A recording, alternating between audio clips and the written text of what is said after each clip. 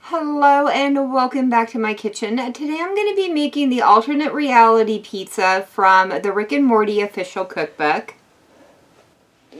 To begin with, I'm going to be making the pizza sauce, and I'll be starting off with a 28-ounce can of crushed tomatoes, 6 ounces of tomato paste,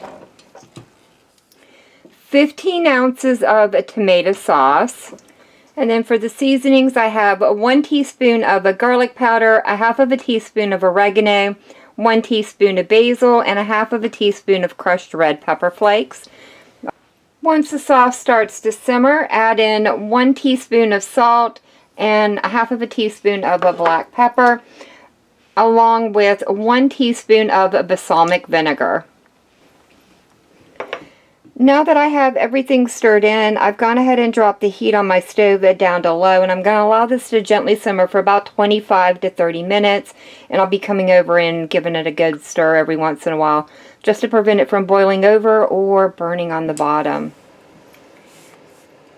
Alright, the sauce is done simmering, so I've gone ahead and brought it over and set it over to the side. In here I have 1 stick of butter, and I'll be adding in 1 teaspoon of garlic powder. Once this is stirred together, use a pastry brush or a paper towel to spread a little bit of the garlic butter across the bottom of a bump pan. Now that I have the bump pan greased up, I'm just placing whole slices of pepperoni across the bottom of the bump pan. These are going to be topped off with about 1/4 of a cup of mozzarella cheese and 1/2 of a cup of the pizza sauce. Now that I have the sauce down, in here I have 16 ounces of pizza dough. I'll be rolling it into roughly 1.5 to 2 inch size balls of dough. Then dropping them into the garlic butter and coating it up before putting it over into Parmesan cheese, making sure it's liberally coated with the Parmesan before placing it into the bump pan on top of the sauce. And I'm going to continue with this until I have a single layer of the dough balls. Once the first layer of dough is down, top it off with another 1/2 of a cup of the pizza sauce, another 1/4 cup of mozzarella, and then in here I have the remainder of the bag of pepperoni that I've shredded into little ribbons. I'll be putting about 1/4 of a cup of this on top of the cheese. Alright, now that I have the pepperoni down, I'm going to continue on making my little dough balls coated in cheese. Once you put the last layer of dough on, it gets topped off with another 1/2 a cup of the pizza sauce, the remainder of the mozzarella, and then finally the remainder of the pepperoni. Once you have all the layers assembled, it gets covered with aluminum foil, and then it's going to go into a 425-degree oven where it's going to bake for 25 to 30 minutes covered. The pizza's been in the oven for 30 minutes, and I've gone ahead and pulled it out and removed the aluminum foil.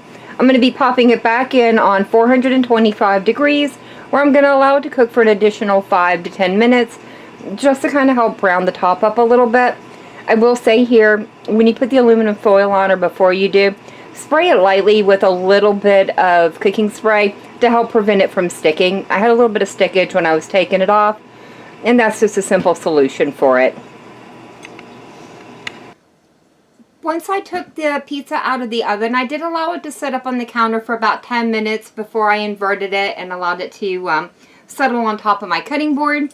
I am serving it with a little bit of extra sauce, so now all I have left to do is dive in and try it out. This reminds me a lot of like a monkey bread recipe, where you just kind of go in and pull apart however much or little that you want.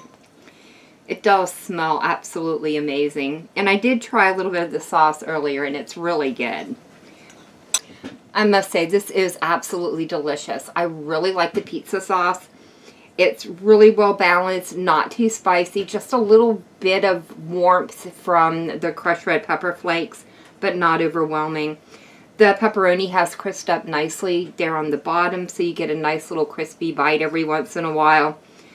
Overall, really fun dish to make, and something I think I would definitely try again, though the next time I will be putting a baking sheet underneath of the bundt pan to catch any spillover. But that is going to be it for me for the day. If you've enjoyed this video, leave me a comment down below. If you tried this recipe out, let me know how it turned out for you. And as always, thank you all so very much for joining me today. I've been Girl. I hope you guys have enjoyed, and I hope I see you in the next one.